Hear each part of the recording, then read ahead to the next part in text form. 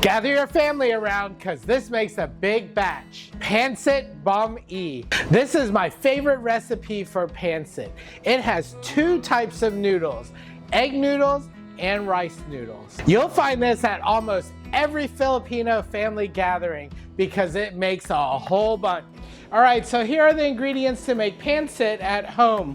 You'll need a variety of veggies. So you'll need some peppers, some celery, some cabbage or Napa cabbage, onions that are sliced. You'll need some cooked chicken, either shredded or cooked breast meat or dark meat. You'll need some carrots. You'll need some sugar, some Annatto Seed and Annatto Powder just for coloring. You'll need some oyster sauce, some soy sauce, some cooking oil, and some fish sauce. You'll also need some chicken stock. Low sodium is going to be the best for this because it's going to concentrate. You'll need some dried Canton noodles, and you'll need some dried bihon noodles. These Canton noodles are different from the Chinese style because the Chinese style are fresh and they're either frozen or cooked right from fresh. These have been dried and they will absorb your sauce that you cook this in. These rice stick noodles are different from the Thai version or the Chinese version because you will cook these from dry in the sauce.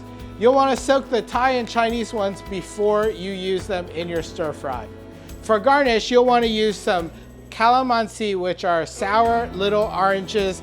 We have a hard time finding them, so key limes are a good substitute, or just regular limes or lemons will work. Let's get started cooking. To start cooking, you'll want to turn on your wok or your saute pan, and you'll want to add a little bit of oil. About 2 tablespoons should be good for this dish. And you'll want to start with medium heat. You want to let that heat up, and then you'll want to add in onions, your celery, your carrot, and a little bit of that annatto powder. You'll want to give that a toss and let that cook about halfway. As we're cooking it, we're going to add in our Napa cabbage. We like the texture of Napa cabbage. Traditionally, you just use a regular. You'll want to put in your peppers.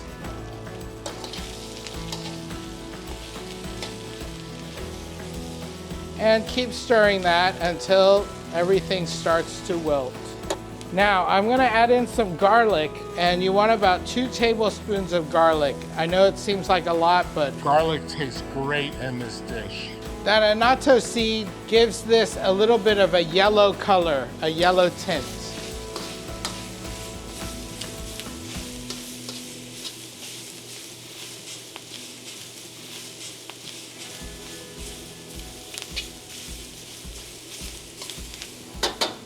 Now that our veggies are half done, we want to put in about 2 to 3 cups of chicken stock. I'm going to add in about 2 tablespoons of sugar. Now I'm going to add in about 8 ounces, which is a regular size pack of these dried rice noodles. This is the hard part. You'll want to keep tossing the noodles so that it absorbs the sauce, the liquid.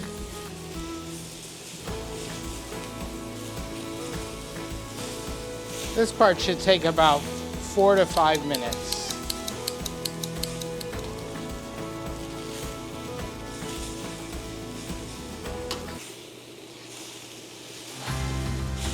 Okay, now that that is soft enough to move together, let's put in the rest of our noodles. These are the Canton noodles.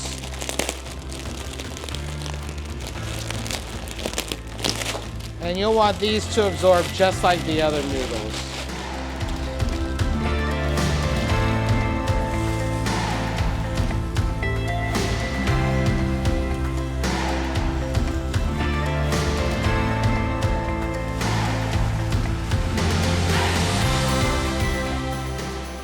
If your liquid starts to dry out a little bit, add some more stock.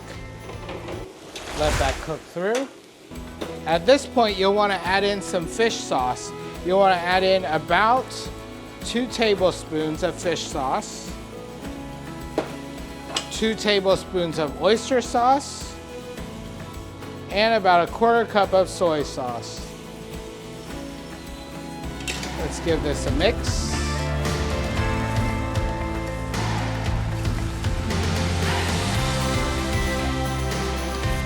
You can see it softening nicely.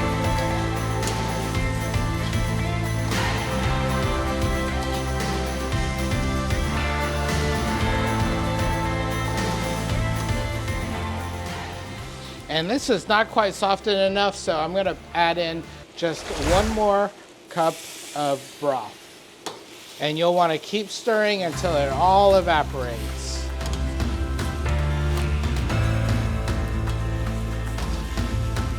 We're at the point where we can add in our chicken or whatever protein you would like.